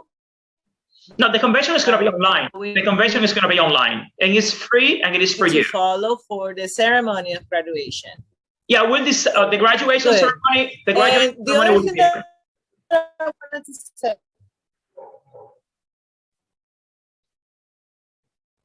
Seems like we lost. When we have a specific dress code, can you hear me now? Yeah, let me tell you now. The dress code, if you come to the graduation, is black and white. Is white blouse and black skirt or pants, however you want to dress. Black and white is our dress code in graduations. And we'll get into that later, but that's basically how we do it. It's not a burial. It's not a burial, but it's just the most common. we want everybody to join us. Okay. I'm used to that for the program. I wanted to let you know that I was a teacher for the English immersion program for 10 years, so I know the graduations how they are, and it follows the same dress code. I'm used to that. So right. Talking about the English immersion program that I told you I worked for 10 years, we had the resources, in that program. Now, in our system, we don't have resources. We need, in order for us to teach listening skills, maybe we need devices, we need speakers, we need CDs. And also the other thing is that in the States, I know students change from one classroom to another, to a specific subject. But in here, we have to move. We are the ones that move. We don't have a classroom assigned for us where we can, have all our devices, maybe our projector. I understand that. And all those resources. Right, I get it. Now, in some of my projects, for example, here in Santo Domingo, in Guaricano, in some of the schools, we have a hall for all the English teachers, one hall, where the teachers have their own room, and the students are the ones who shift from class to class. But that is not always possible. For example, that is not possible in primary school. That is possible in high school, where students can shift from one class to the other. But in high school, that is in primary school, that is not possible. And again, it all depends on school infrastructure. Every school is different. And the infrastructure of the school determines whether or not you can rotate about. And that's part of variety. Could anybody tell me, Arelis, you raised your hand. What did you grasp the most from Ken Robinson's speech? Tell me one idea, one single idea. Just one, oh my God, just one. Oh my God. Single idea, the one that impacted you the most. I think the whole speech was impact me 100%. He was telling things that are so true. You ask me just one. He said that now guys young people that get a title or diploma, they go back to their house because they need a PhD, a master's degree. So he was telling the real life that we are living now, because when he was a student, he got a grade, and people say if you don't get a diploma, you cannot get a job, and something like this. Picasso said that all the child artists in the school, they don't recognize when students have some ability. The girl that her mother was with her to the doctor, and she was a dancer. She was not. So, oh my God. So he's incredible. I want to watch that video again because I love it. I like it a lot. Real life situation that really. I recommend that you read his books. He's the best educator in the last 100 years. Amazing. I love it. He was the best educator. You have to read his books. I have all his books. The guy is amazing. Now, the reason why I played that video was twofold. First, because it's enriching in terms of schooling and education. But what he said about creativity and the different skills that this generation is going to need reflects on your profession and reflects on English language teaching. Why? One of you asked me, Juan, why hasn't the government ever paid attention to English or ever mattered whether English was learned or not? Well, it was because it's an old mentality. Part of what Ken Robinson said was that now kids need different skills. And one of those skills is English. When he talked about kids being different, the fact that you get a degree, you get a master's, you get a BA, you get a PhD, now none of that will ever be enough because it's a different world. There are different skills. You see? And that's the point. That is the kind of vision. He talked about many different things, but the main thing you can grasp from his talk is that schooling needs to change, especially in the Dominican Republic. If we bring it down to earth, if we customize it to our local reality, we English teachers need to change the school system. We need real bilingual students, and we can make it. How? Creativity. That's why he said that schools kill creativity. The fact that English teachers are scalded when they play a song in English and students begin to sing in a public school is because they don't understand creativity. Some teachers complain, oh, that English teacher is playing music and I'm teaching mathematics. Why does he have music here? You see, that's the kind of thing, that's the kind of creativity they don't understand. And that's the kind of habit we need to change. That's why Ken Robinson says that schools per se kill creativity because they don't understand diversity. You see? So that's basically one of the things. Ezequiel Polanco, do you have to say something? Yes, Professor Valdez. And it really took my attention, the fact that what he was, the main purpose of his speech is what we are living right now. So our education in Dominican Republic is making mistakes that education in England did in 2006. That's it. We're talking about 16 years back. Now, before we finish, we have to get through because we have, I was just talking to Professor Laura Backer, Dr. Laura Backer, and she's asking whether most of you have sent the templates with the pronunciation and listening activities, and they are expecting that. Remember that we have 7 professors who are reading your materials, so don't forget to complete the templates and upload it to the Padlet because everything that you upload is reviewed by the university and by the professors working with Dr. Laura Backer. With that regard, on that regard, I mean, on the 4th module, we talked about teaching pronunciation. And we highlighted the fact that pronunciation is often overlooked in EFL classes, and that many teachers just repeat words that are mispronounced, ask students to say them again, and move on with their classes. The thing is that people think that a repeat after me is a pronunciation class. And that's you know, part of what we need to improve and change. But in general, there are some principles we need to master in terms of teaching pronunciation. Number 1 is that the pronunciation lesson must be fun and funny. You need to normalize looking silly, making faces, and trying out sounds. You need to make them feel comfortable, safe, because some people are afraid to pronounce and they feel humiliated and are afraid because of stage fright in general, but they feel humiliated when they make mistakes. You have to be very careful. It has to be a fun activity. You have to practice exercises that can be repetitive and simple. They need, one important thing in teaching a foreign language is building confidence.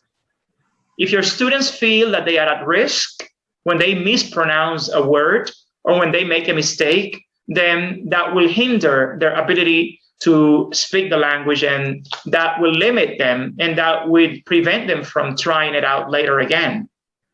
We have to think about the listening side, that is a receptive sound discernment and discrimination of pronunciation, as well as the speaking side, that is a productive making and repeating utterances. Remember that is both listening and speaking in terms of pronunciation. Also, we need to focus on particular sounds within other units of study, but that it's when you're teaching phonemes and phonics. And we need to stop and provide feedback when you hear the class could benefit from attention to pronunciation. When you are doing pronunciation exercises, you never correct your students immediately. The idea of pronunciation is practice, not perfection. You do pronunciation exercises first for practice, later for accuracy. If you begin a pronunciation exercise demanding accuracy, your students will not do it, and you will prevent them from practicing because that will hinder them, that will limit them.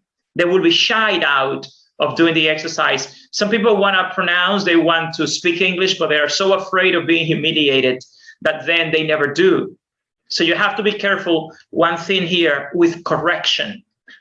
When you do pronunciation exercises, focus on trying to get them to practice. Do not expect accuracy or perfection immediately. First, you have to build confidence and make sure they will want to try it out. And you have to be planful. Quiz pronunciation so that you can teach it. The thing again is, each and every activity in a lesson, in a language lesson, has to be carefully planned and calculated. There are 6 common pronunciation troubles that Spanish speakers of English have. Number 1, dropping the final consonant and the final sounds. Notice that I say consonant and I said sounds. For the sake of speaking fast, so many people just drop final sounds and then their speech becomes incomprehensible. You see, number 2, substituting a final M with an M. Some people say sun instead of some, for example. Number 3, the Y in yes consonant sound, and they say yes instead of saying yes. They confuse the yes with the yes, which is something very different. Well, that's basically in Spanish speakers. And you have to focus on your students. If you know this, these are some key points you need to focus on with your students and clarify it from the very beginning, especially with the yes and yes, which are very different. Different vowels are pronounced if they are the same. The thing again is map and mop are not the same. And then you have over 20 different vowel sounds in English, whereas in Spanish you only have 5. So vowel sounds are also a key. The V consonant is sometimes pronounced B. They confuse void with void, for example. And number 6, a vowel is added to words at the beginning. For example, stereo, they say estereo. Stuff like this, you have to focus on. Of course, there are many online resources you can find. Here are just some examples, but a good teacher is always resourceful. And there are so many resources that you can find online. Now, I would like to remind you that this template was due today. And again, remember, you have to complete the templates, you download the file in Microsoft Word, you complete it, and then you upload it to Padlet. If you need me to send you again the orientation on how to upload material to Padlet, please do so, because today this material was due and the teachers were expecting it to review it. If you sent it, they are reviewing it just now at Hunter College in New York. Before we finish, I would like us to talk about something very important, the upcoming school year. What are we going to do with what we are learning now?